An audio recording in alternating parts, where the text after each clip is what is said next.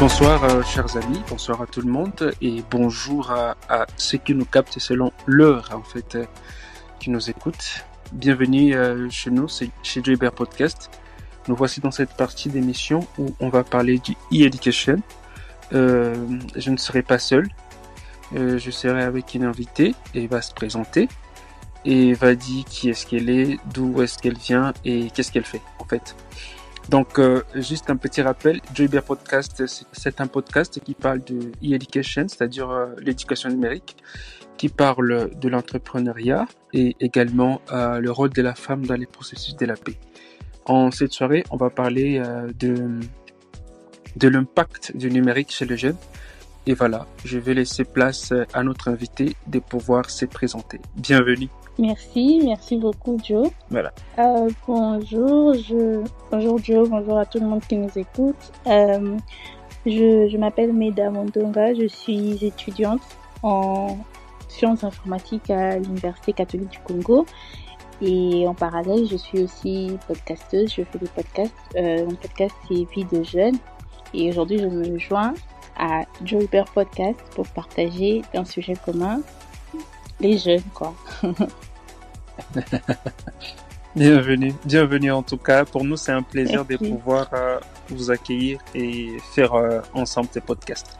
Merci. Je vous en prie. Alors, pour la première question, Meda, dis-nous un peu, lorsqu'on parle du numérique, qu'est-ce que cela veut dire? Qu'est-ce qu'on veut entendre quand on parle du numérique? Alors, le numérique, selon moi, c'est tout ce qui, en fait, ça désigne l'ensemble des technologies qui traitent et qui diffusent des informations sous forme, entre parenthèses, numérique. Par exemple, avant, pour communiquer, on devait s'écrire des lettres, mettre à la poste, attendre, 30 jours avant de recevoir la lettre. Mais aujourd'hui, avec un simple clic, le message peut traverser les continents. Et bien ça, c'est un effet palpable du numérique. Donc, c'est tout cet ensemble au fait de diffuser, de traiter les informations dans le monde, dans le numérique. C'est ça, le numérique. Merci bien pour cette définition brève et aussi claire du numérique.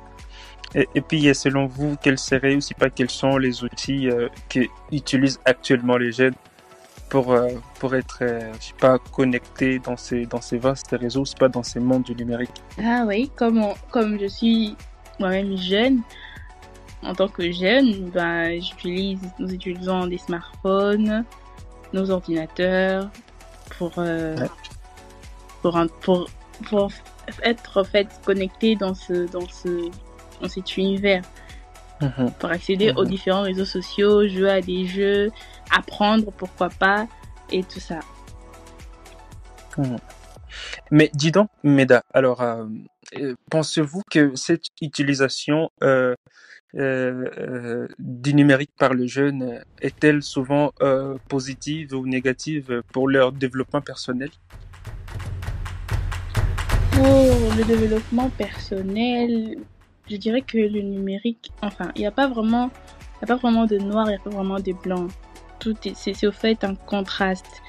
C'est vrai que d'un côté, le numérique, enfin, les réseaux sociaux, etc., peut nuire côté développement personnel parce que on se compare trop à ce qu'on voit, à ce qui semble être vrai dans ce monde-là, dans ce monde qui est, entre parenthèses, presque parfait. Et donc, on a l'impression d'être mis à part. Et ça joue beaucoup sur l'estime de soi. Mais d'un autre côté, il y a le fait qu'il y a pas mal de personnes qui ont trouvé des formations, qui ont trouvé du travail grâce à cet univers. Donc, c'est pas vraiment blanc, c'est pas vraiment noir, c'est un mélange de couleurs. Moi, je pense qu'il faut juste trouver sa place dans cet univers et voir comment on avance, quoi. Est-ce que lorsque vous parlez de trouver sa place, est-ce que vous voulez dire de faire l'équilibre des choses? Oui, exactement. De savoir ce qu'on veut, de savoir ce qu'on cherche exactement dans cet univers. Parce que quand on y va juste comme ça, on finit par se perdre. Donc, quand tu ouvres peut-être ton téléphone, tu te connectes à Internet. Qu'est-ce que tu fais sur Internet? Qu'est-ce que tu veux faire sur Internet? Si tu viens seulement pour, je sais pas, te divertir, tu vas te divertir. Mais si tu veux apprendre, tu vas apprendre. Si tu veux aussi complexer, tu vas finir par complexer parce que pour te faire voir que tu es dans un monde imparfait, les réseaux sociaux sont forts pour ça. C'est un monde vraiment où tout le monde est parfait, tout le monde est beau et tout.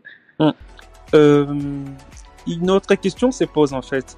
Penses-tu que le numérique améliore ou détériore les interactions entre les jeunes? Si le numérique améliore ou détériore la communication entre les jeunes. Ouais, d'un côté, encore une fois, d'un côté, il y a le fait qu'on est... Ouais. Oui, exactement. Comme je l'ai dit, il y a toujours deux côtés. Hein. C'est pas toujours qu'on prend position. Il faut toujours montrer les deux faces. Donc, d'un côté, il y a le fait qu'on est plus connecté, plus connecté que jamais. C'est-à-dire que on sait exactement ce que l'autre fait. Il suffit qu'on ouvre son téléphone et on voit peut-être la fête d'anniversaire que tu as organisée, je sais pas, à Londres. On sait voir ça directement. Donc, on est de plus en plus connecté. Mais en même temps, on est de plus en plus éloigné.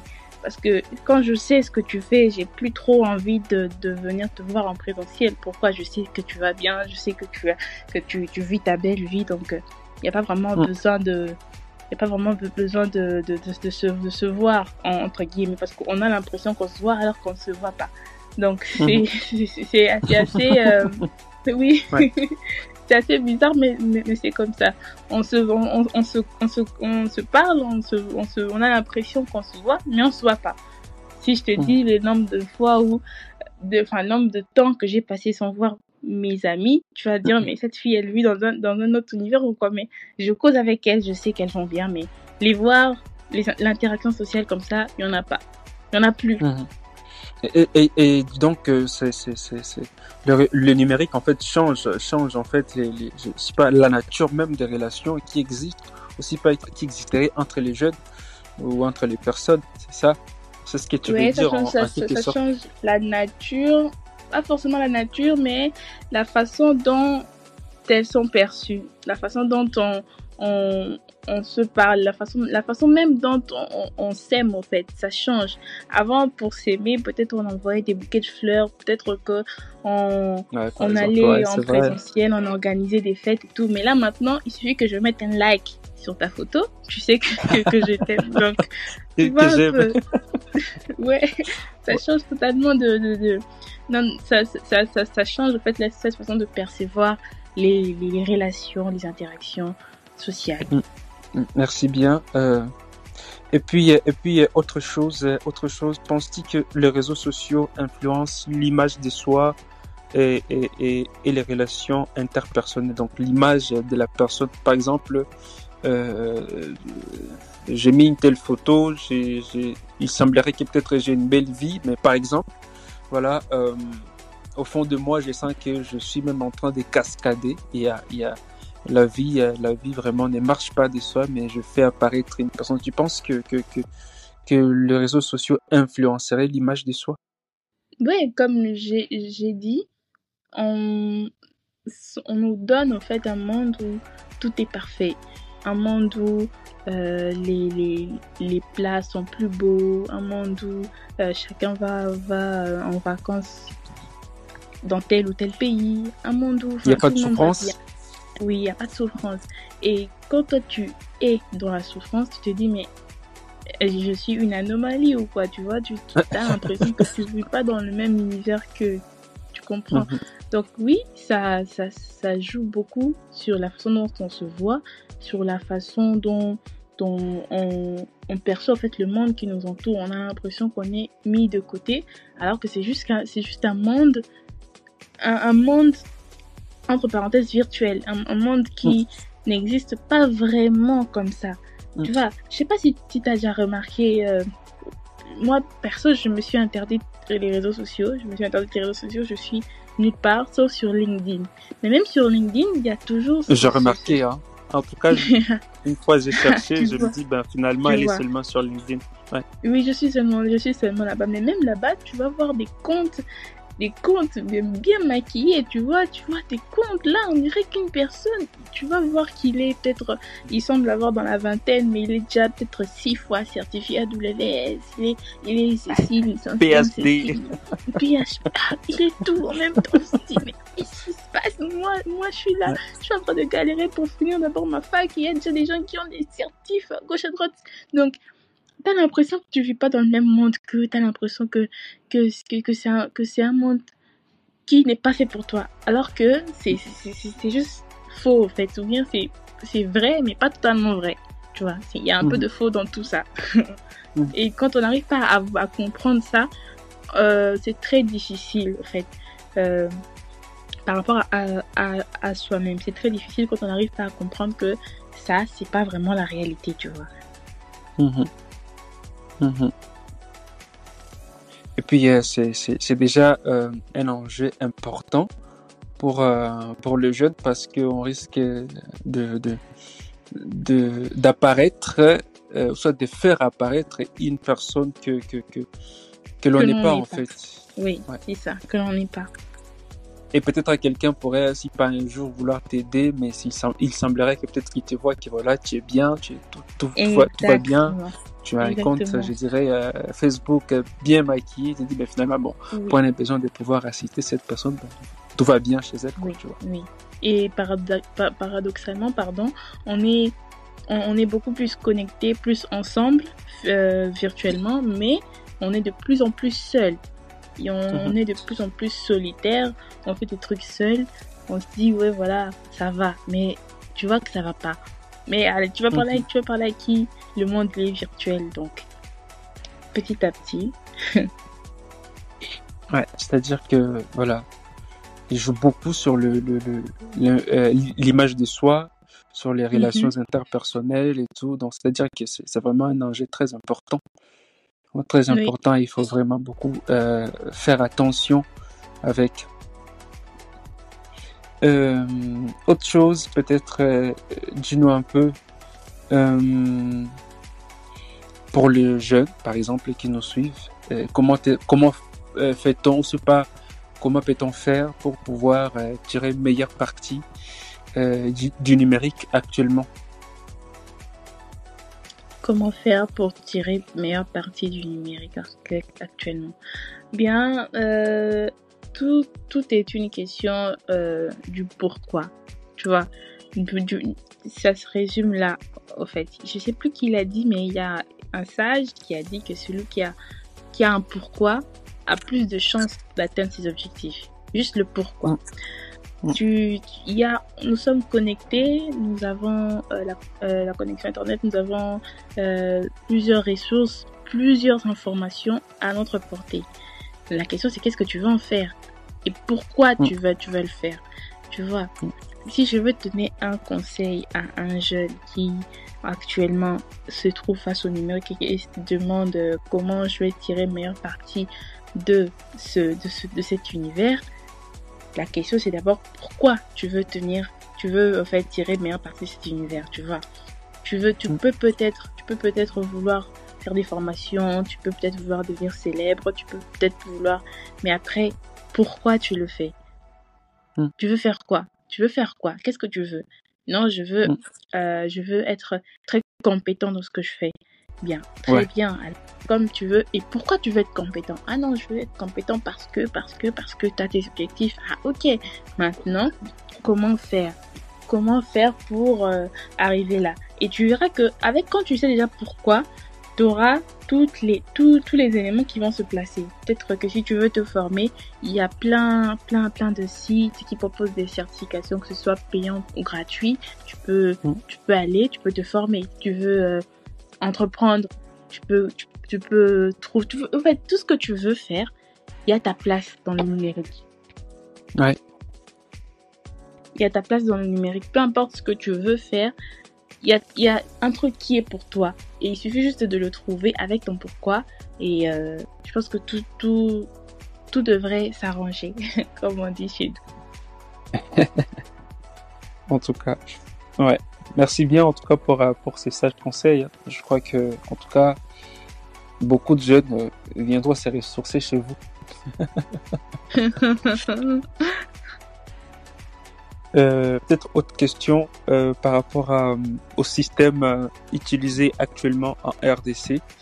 Ce que tu viens de dire, est-ce que tu penses que c'est toujours avec ces pourquoi-là qui devrait, je dirais, être mis toujours c'est pas devant?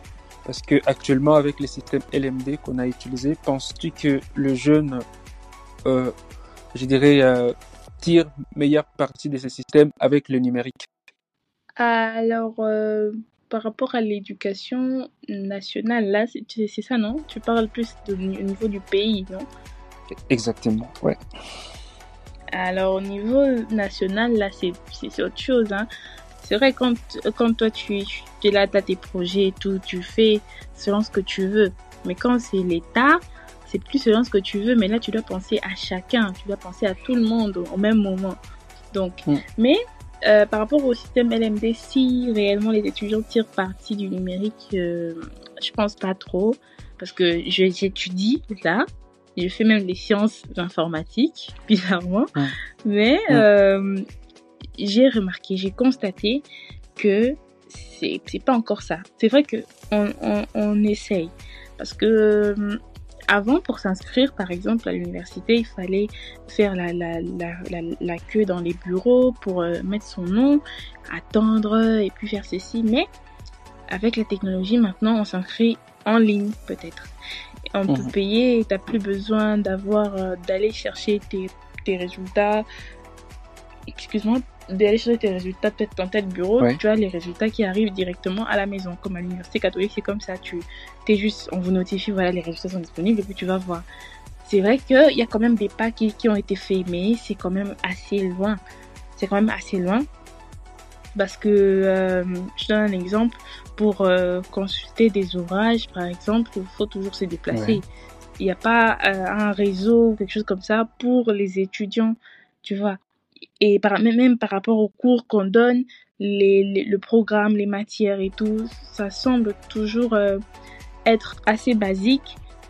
C'est assez lent en fait, par rapport à la manière dont les choses avancent très vite. Nous traînons encore un peu les pas. Donc c'est un peu ça.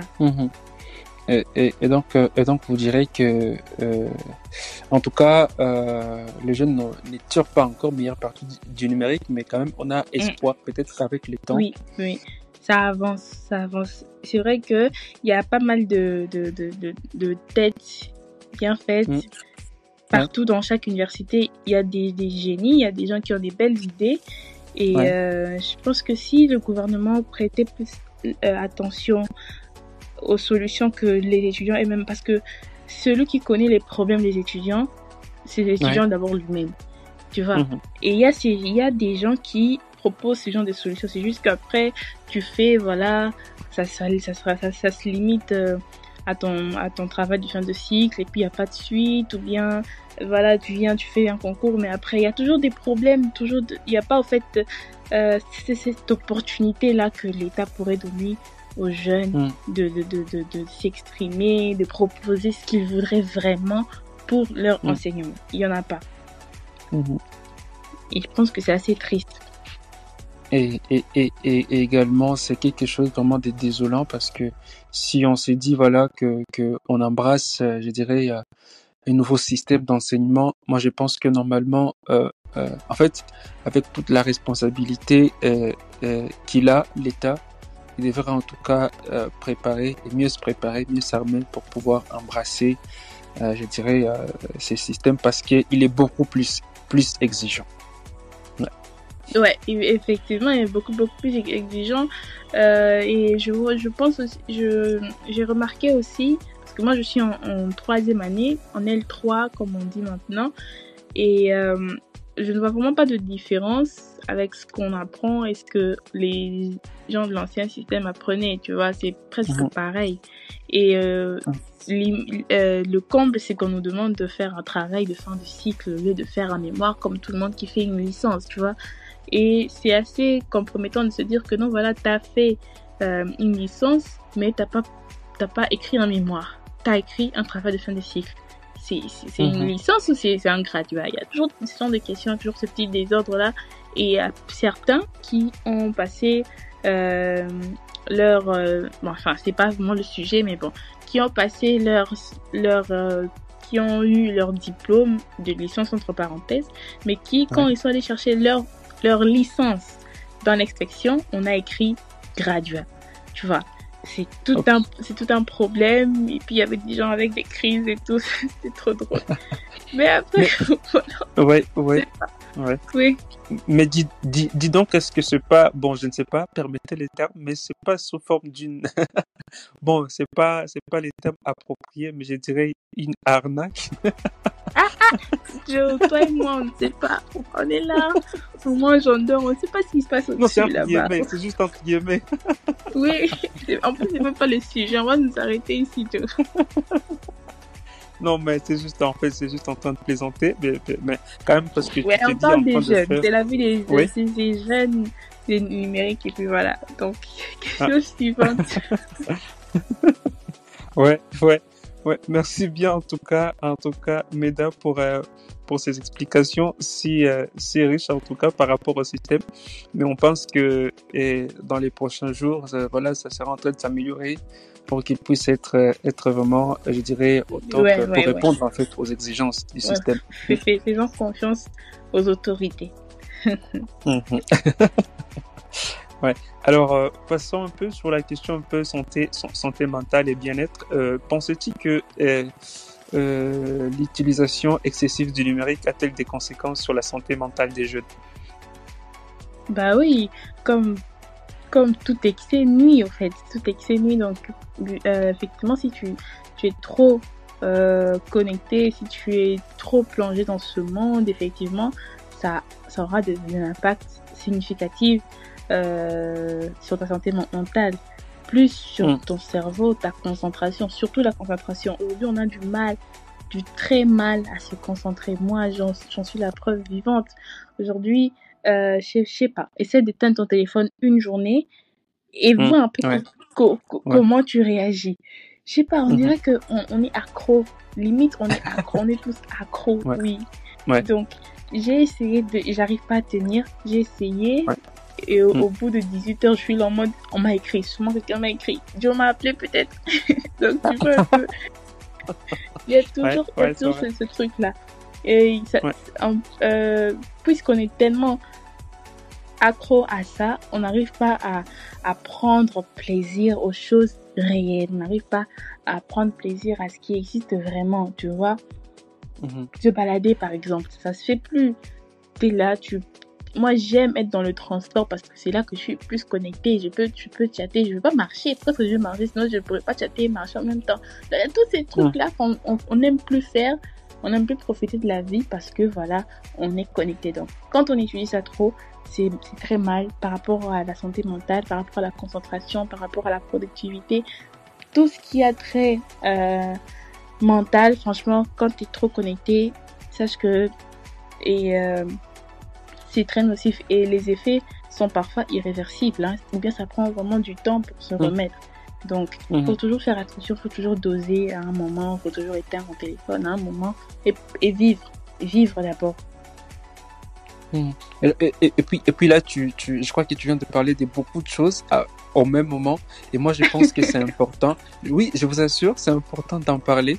Pourquoi? Parce que, en tout cas, moi, je pense que c'est devenu un problème pour le jeune, parce que quand tu dis qu'il est difficile de pouvoir se détacher de son téléphone durant une journée, comprenez que c'est très grave, parce que c'est extrêmement grave, c'est extrêmement grave.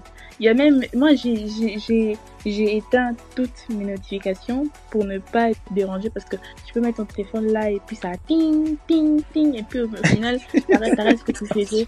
Oui, je te dis, j'ai lu dans un livre, je pense que ça s'appelle Le pouvoir des habitudes et tout ça, et puis il y a la routine là. Il y a d'abord le signal qui au fait t'attire, et puis tu fais un truc sans te rendre compte, et puis voilà quoi. Donc c'est au fait une boucle. À chaque fois que ce signal-là vient, tu dois exécuter une action pour te sentir bien. Donc, à chaque fois que ton téléphone fait ting, c'est un signal qui dit à ton cerveau, hey, vas-y, va checker. Va voir, si c'est va rien voir. d'important. Oui. Et quand tu arrives là-bas, tu Ouais. fais, tu es satisfait. Tu éteins. Mhm. Et après, ça fait encore ding, tu reviens encore dans la même action. Tu peux faire ça des heures et des heures et des heures comme ça. Tu ne vas jamais faire ce qui compte vraiment, tu vas jamais vivre ta vie, vivre tes objectifs, atteindre en fait tout ce que tu veux parce que tu es scotché à ton téléphone. Donc, il faut apprendre à se détacher. Et premier réflexe, désactiver toutes les notifications. Toutes. Mhm. Mhm. Je pense que ça, tu ne l'as pas fait. Faut aller faire. Ouais, ça c'est vrai. Ouais. Alors, ah ouais, donc c'est un peu ça. Donc moi, je pense que quand tu viens de parler d'une chose qui est quand on atteint une notif, et du coup ça fait ding, voilà, et donc c'est-à-dire que voilà, il faut que tu viennes voir ce qui se passe, voilà, sur ton téléphone. Et du coup ça me ramène un peu à la psychologie. Je crois que c'est pas avec Pavlov et quoi, quelque chose de pareil, les behavioristes. Du coup, c'est comme si on est un peu, je dirais, un peu scotché, tu vois, dans ce sens-là. C'est comme si il y avait, tu vois, il y a une expérience avec des psychologues qui avait été fait sur, je crois, des animaux. Et du coup, des singes, je crois. Voilà. En fait, et donc, avec des singes. Voilà, quand on voulait donner une nourriture à un chien, chaque fois on sonnait une cloche. Du coup, quand le chien attend le son de la cloche, du coup, il va voir, voilà, dans sa cage, voilà, c'est comme si on vient de mettre une nourriture là-bas dedans. Et du coup, quand tu parlais des notifications, mais je me dis, du coup, c'est presque la même chose. C'est la même chose. Quand tu attends la notification, pam, voilà, viens voir ce qui se passe, c'est comme sauver des trucs, viens voir ce qui se passe sur le réseau. Du coup, moi je pense que c'est important d'en faire vraiment, d'étirer beaucoup plus attention à ça. Comme tu l'as conseillé, vraiment désactiver les notifications, ça aiderait pour pouvoir avoir les contrôles de son téléphone et pas que les téléphones puissent contrôler la personne. Ouais. Autre chose, peut-être, est-ce que les jeunes sont conscients de ce qui se passe? Ouais. Est-ce que nous, jeunes, sommes conscients de ce qui se passe? Oui, je pense que oui, on sait. Sinon, il n'y aurait pas toutes ces vidéos des jeunes qui parlent de productivité, il n'y aurait pas tous ces livres, enfin bref. Je pense que oui, on sait, mais après on se dit, bon, ça fait quoi? Tu vois, on se dit, bon, c'est normal. On se dit, imagine moi aujourd'hui que je sois pas connectée, je fasse une semaine sans payer mes forfaits, sans me connecter, je vais manquer peut-être, je sais pas, je vais manquer plein de trucs. Là, je dis ça comme ça parce que j'ai en fait réussi à, là c'est une petite victoire que je partage avec toi et tous les auditeurs, j'ai réussi à sortir de TikTok. J'ai réussi à m'en débarrasser. Crois-moi, c'était pas facile. T'es là à 3h du matin, tu scrolles. Chaque vidéo suivante t'intéresse encore plus. Tu passes plus de temps. Et je savais que c'était mal, mais je me disais, bon. Et ensuite, tu vois, j'étais consciente que ça me détruisait, qu'il fallait que je dorme. Et là, tu regardes, non, c'est 3h, je dois dormir. Et puis, non, je continue. Tu continues. Donc, je pense que on est tellement entré dans cet univers que la conscience seule ne suffit plus. Là, maintenant, il faut de la conscience et de l'action directement. Parce que si tu dis, on va faire prendre jeunes conscience, ils vont prendre conscience. Non, les réseaux sociaux me détruisent, les réseaux sociaux. Mais après, il va continuer parce que tu ne dois pas donner les actions, en fait. Donc, prise de conscience, c'est bien, mais prise de conscience plus action, c'est meilleur. Et du coup, parce que la question qui suivait, je me disais, bon, quelles mesures pourrait-on adopter pour pouvoir gérer tout cela? Du coup, je me rends compte que tu es en train de les dire C'est vrai. Et du coup, tu as déjà évoqué aussi la question de notification. Tu viens de dire aussi autre chose par rapport à ça. Ouais, Et donc, il faut... j'anticipe toutes tes Mhm. pensées. J'anticipe toutes tes pensées. Exactement, exactement. En tout cas, tu anticipes. Moi, je me dis, à part ça, est-ce qu'il n'y a pas autre chose que tu pourrais, par exemple, suggérer aux jeunes et même, par exemple, peut-être aux vieux, aussi pas aux personnes adultes qui pourraient suivre cette émission de podcast? Parce que c'est vraiment très important ce que tu es en train de dire là. Un conseil sur... Surtout sur le bien-être, sur le bien-être et la santé mentale par rapport au TikTok. Et donc, n'est pas vraiment trop scroller, surtout prendre conscience. Et prendre conscience en soi ne suffit pas, c'est ce que vous venez de dire. Oui. Et donc, Oui. qu'il faut accompagner cela avec une action. C'est-à-dire, si tu te dis, bon, voilà, il faut que en fait, je suis conscient que je passe beaucoup plus de temps sur Internet, par exemple, sur les réseaux sociaux TikTok, et qu'il me faut passer au moins, si pas 5 minutes par jour sur TikTok. Et donc, il faut accompagner ça d'une action qui pourrait aider à pouvoir contrôler, je dirais, cette attirance-là par rapport aux réseaux sociaux. Et alors, j'ai demandé, est-ce qu'il n'y a pas autre conseil que vous pourriez suggérer aux jeunes alors qui... déjà par rapport au truc de 5 minutes, c'est pas possible de faire que 5 minutes sur TikTok alors que tu viens de l'écouter accro et puis tu dis non, je vais faire que 5 minutes, ça marchera pas. Ouais. J'ai iPhone, je sais que il y a le paramètre là de temps écran qui te bloque l'application au bout de 15 minutes et puis te demande un mot de passe. Je l'ai. Mais sinon, à chaque fois que la vidéo est intéressante, c'est là que ça se ferme. Et du coup, tu as envie seulement de les regarder et tu vas taper le mot de passe. Vu que c'est toi qui as mis le mot de passe, tu vas taper, puis tu vas revenir encore. Et puis encore et encore et encore. Donc, au lieu d'être direct comme ça et de se punir en mode non, on va regarder seulement 5 minutes. Moi, je pense qu'il faudrait apprendre à coopérer avec soi-même, tu vois, apprendre à faire des deals peut-être.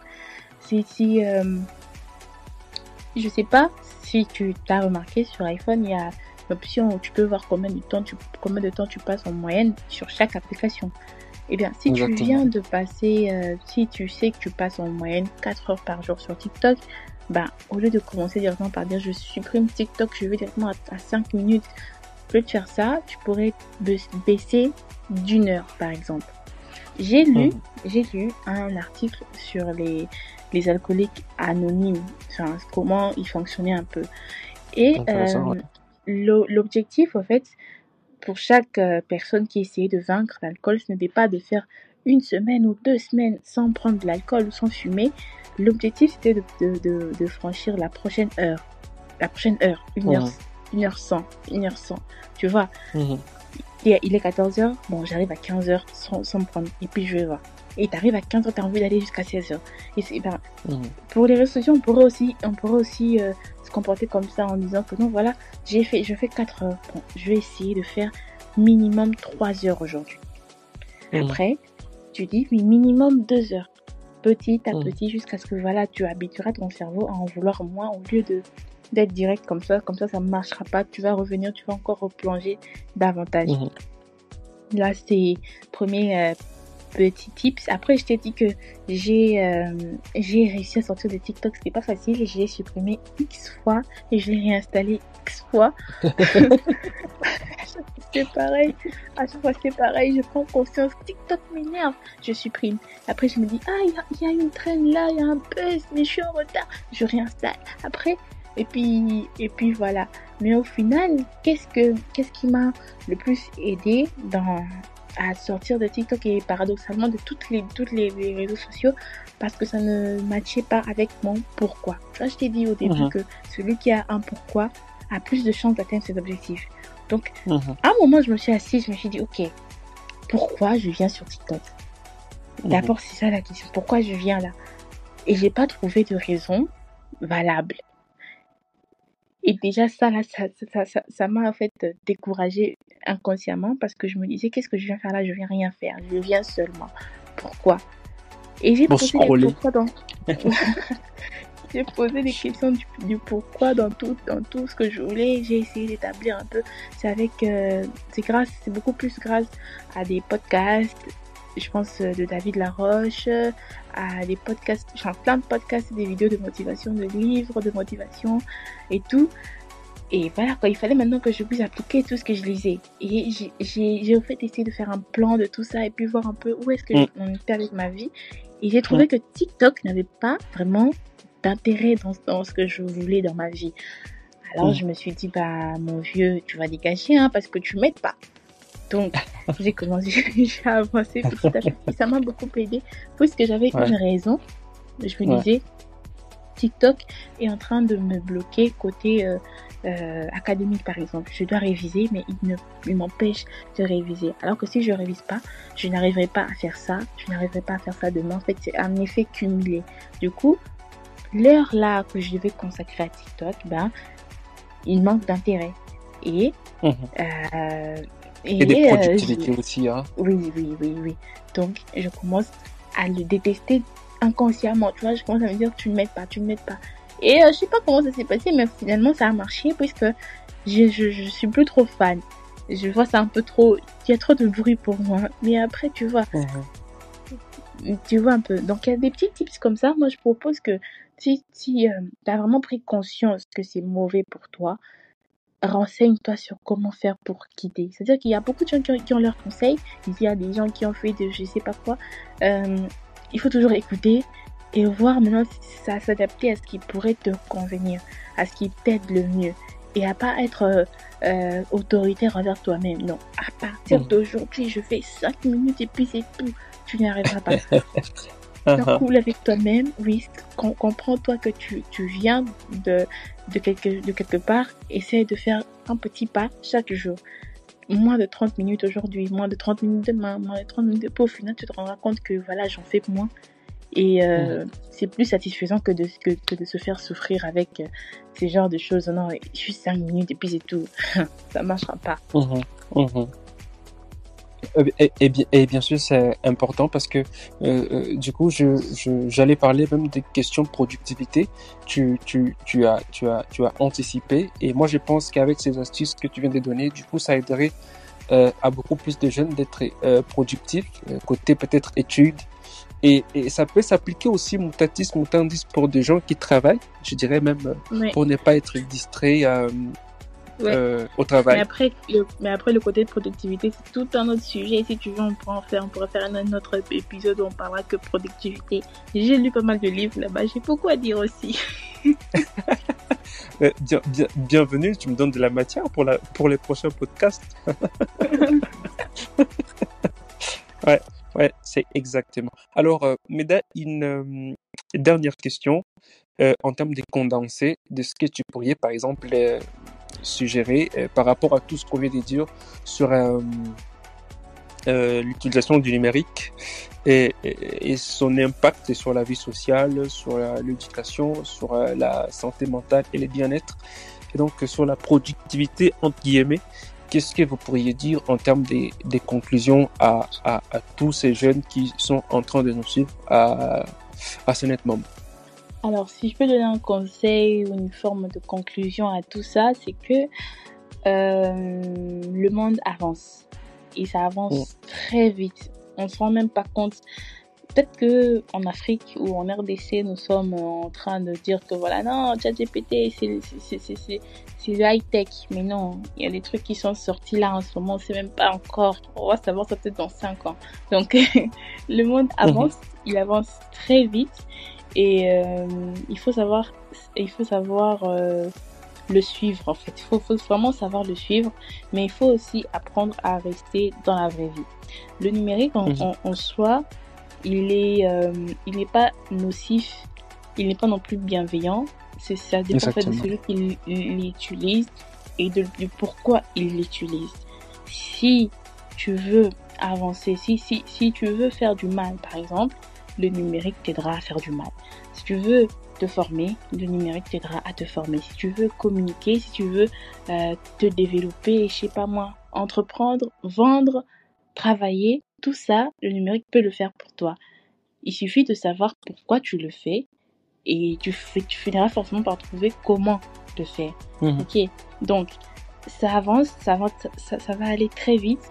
Il faut pas rester derrière. Il faut pas se dire que non, voilà, moi je rejette tous les numériques, je rejette tous les réseaux sociaux, je ne vais rien faire, je ne vais même pas aller sur internet. Non, là tu vas retourner dans l'âge de la taille, de la pierre taillée, excuse-moi. Et il faut pas non plus dire que non, voilà, moi je suis.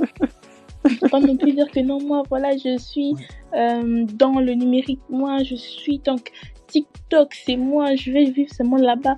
Il faut revenir aussi deux fois dans la vraie vie et savoir un peu et apprendre en fait à profiter du vrai monde. Ok, il faut toujours trouver un équilibre. Mais peu importe ce que tu cherches à faire, peu importe ce que tu veux devenir, sache que le numérique peut t'y aider et tu peux t'en servir pour aller encore plus loin. Parce que c'est ce qui existait il y a 200, 300 ans avant nous. Ils n'ont pas eu cette chance d'avoir autant d'informations au même endroit. Tu vois, il y a des gens qui étudiaient en 2009, par exemple. En 2009, en 2010 ou en 2014, ils devaient aller sur Google pour lire des articles, pour comprendre un sujet. Mais moi, si je ChatGPT, je lui dis parle-moi de ça, il me parlera de ça. Donc, c'est plus facile, c'est plus simple, mais c'est plus facile, c'est plus simple et tout est là pour toi. Alors, peu importe ce que tu veux faire, tout est là. Il te suffit de trouver ce qui te correspond et d'avancer, mais tout en gardant l'équilibre. Ouais. Merci en tout cas, Meda, pour vraiment cette belle conclusion. Je pense que ça aiderait quelqu'un ou je dirais quelqu'un ou quelqu'une qui serait en train d'écouter cette émission de podcast. Je pense que tout le monde voilà, parce que moi je crois dans cette partie j'ai déjà ma part donc c'est vrai, parce que ce que je vais dire là c'est par rapport aussi à TikTok, c'est vrai. Permettez, parce que je parle de TikTok, pourquoi? Parce que j'ai au moins à mettre, je dirais, mon temps d'écran qui est de 20 minutes par jour pour TikTok et aussi pour Facebook. Déjà à partir de 22h, il me fait justement signe. Voilà, il me fait signe que je ne peux pas utiliser Facebook jusqu'à demain matin à 7h. Tu arrives à respecter ça? Personnellement, en tout cas, j'ai dit oui. Vraiment, il n'y a pas de problème. À ce niveau, il n'y a pas de problème. Tu es à féliciter. Tu fais partie des 3% des humains qui résistent.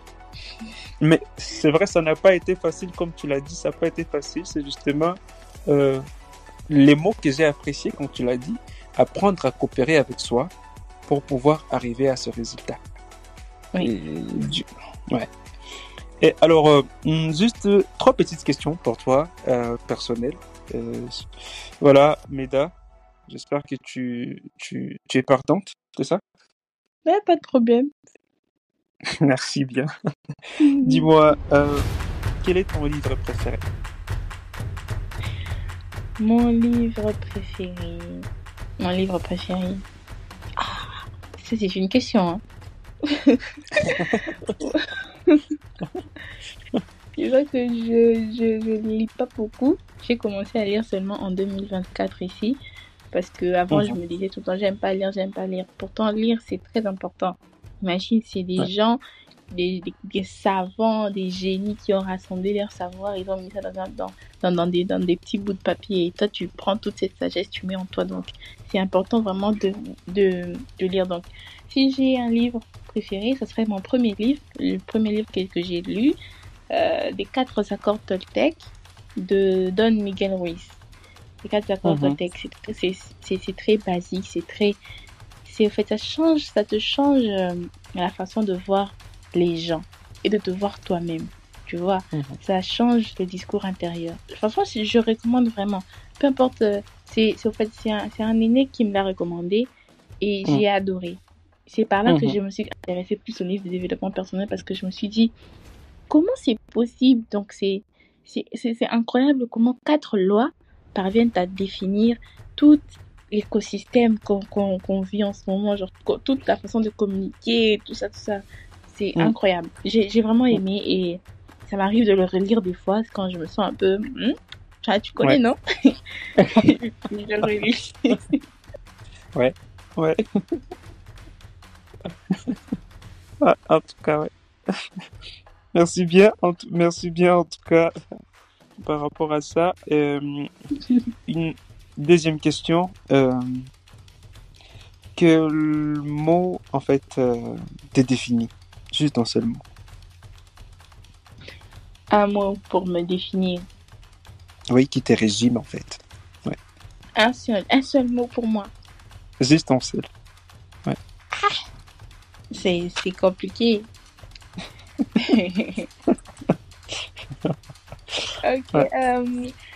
je dirais que moi, si je dois me résumer en un seul mot, Mm, ça serait vrai. Je suis vrai. mhm, mhm, Vrai avec les gens, vrai avec moi-même. mm. Je dis presque, enfin, à 99,99%, je dis la vérité. Et voilà quoi. J'aime que les gens soient vrais aussi. Donc, du coup, je me sens obligée d'être toujours vrai. Donc, voilà quoi, vrai. Exactement. Et puis ça permet d'être soi. Ça permet Oui. de ne Il y a pas moins de faire problèmes semblant. après. Ouais, il y a Mm, moins de problèmes après. Il faut toujours être vrai dans tout ce qu'on fait, dans ce qu'on dit, dans tous nos agissements. Faites mm, l'effort de toujours être vrai dans tout ce que mm. vous faites. Même si vous êtes dans le mal, mais soyez vrai dans le mal. Mais pas Là, un tu peu peux, ici.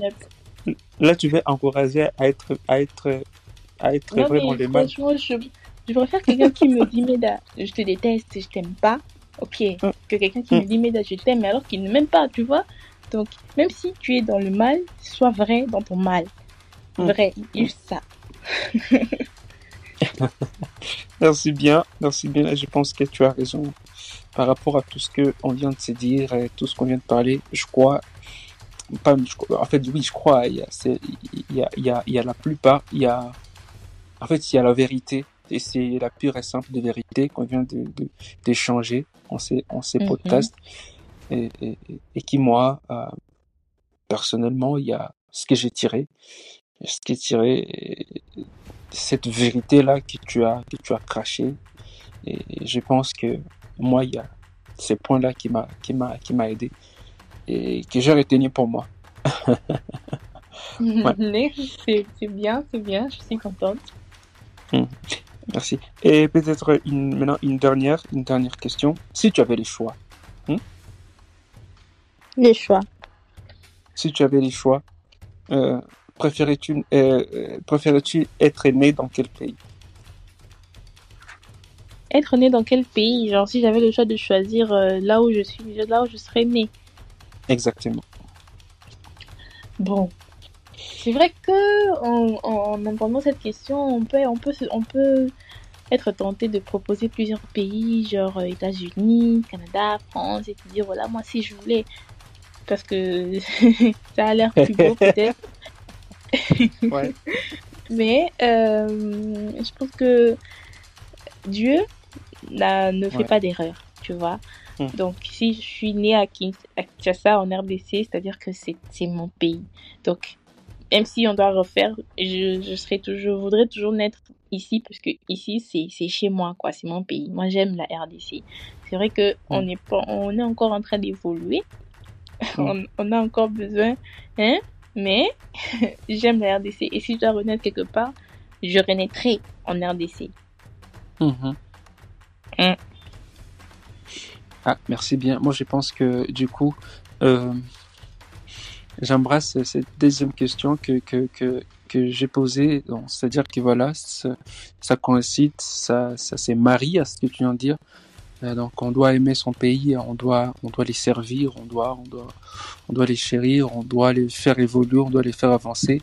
Et je pense Mhm. que nous sommes de cette génération-là qui, euh, qui ne regarderont pas, je dirais, les pays s'effondrer, s'écrouler, se détruire pendant que on peut apporter sa part des pierres pour l'édification du pays, pour la Oui, construction, oui, pour oui. la Et il faut toujours réhabilitation de ce être pays. actif. Il faut toujours être actif, même si les conditions ne sont pas bonnes, même si, voilà, au gouvernement, ça fait ceci, cela, mais il faut pas prendre ça comme une excuse pour ne pas entreprendre, pour ne pas trouver des solutions, pour ne pas se lever et dire que non, voilà, moi, je commence un podcast, par exemple, ce sera Joe Hubert Podcast et je vais partager sur l'Eli Education, le développement des femmes et tout.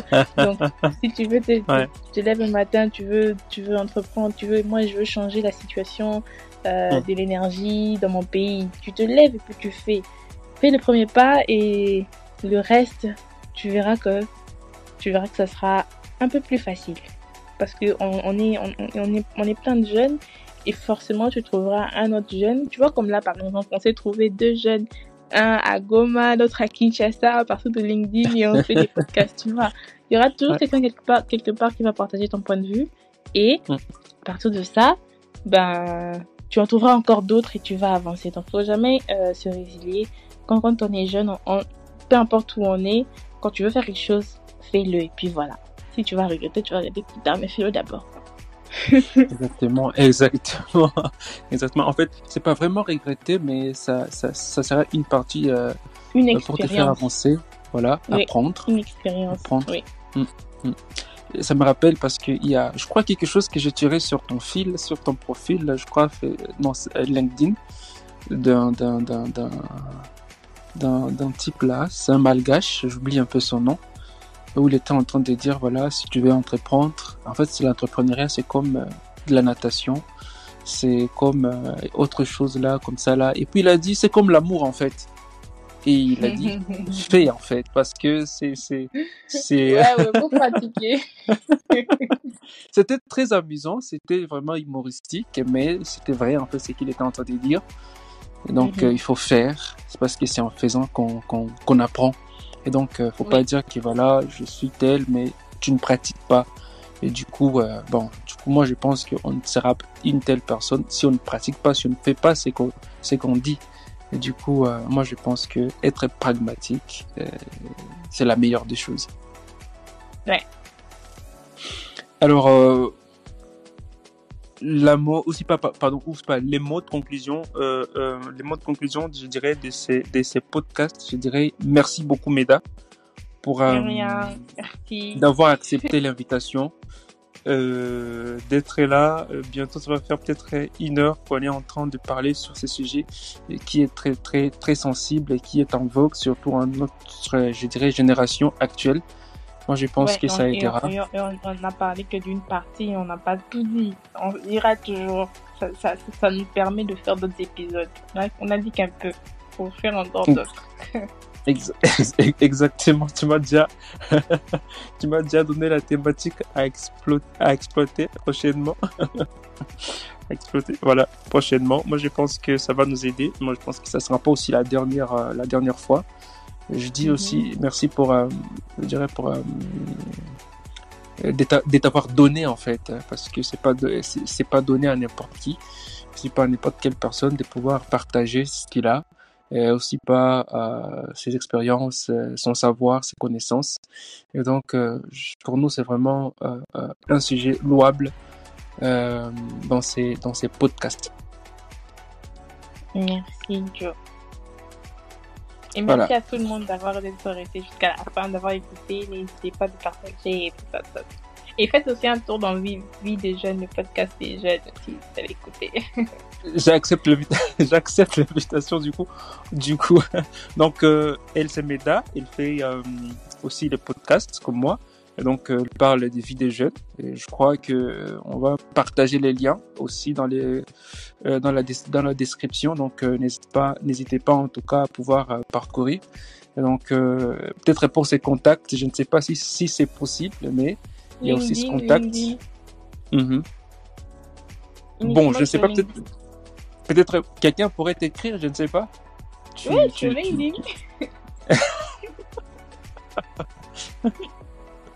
Ok. Merci beaucoup. N'hésitez pas aussi à visiter le site joybertpodcast.blog pour essayer un peu de suivre nos sessions de podcast et nos articles. N'oubliez pas aussi de nous écrire sur notre mail professionnel iberjokamate@joybertpodcast.blog. Donc n'hésitez pas en tout cas de nous écrire, de nous faire vos critiques, vos remarques. nous efforcerons de pouvoir les réaliser, si pas les ajuster à nos prochains épisodes. Merci beaucoup et à très vite. Au revoir.